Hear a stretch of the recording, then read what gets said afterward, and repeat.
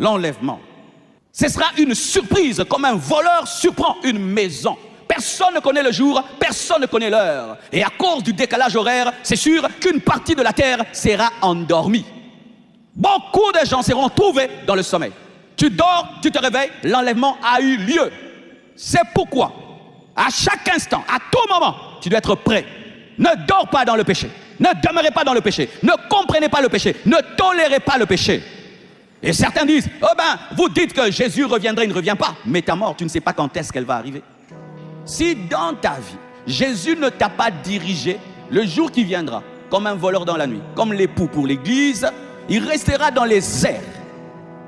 Et ce sont les morts en Christ, c'est-à-dire quelqu'un qui a commencé en Christ et qui a marché en Christ et qui est demeuré en Christ. C'est lui, ce jour-là, qui entendra le son de la trompette. Deux choses vont arriver ce jour-là.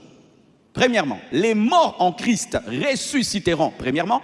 Deuxièmement, les vivants en Christ seront transformés, revêtiront le corps glorieux et seront enlevés et iront vers Jésus-Christ dans les airs.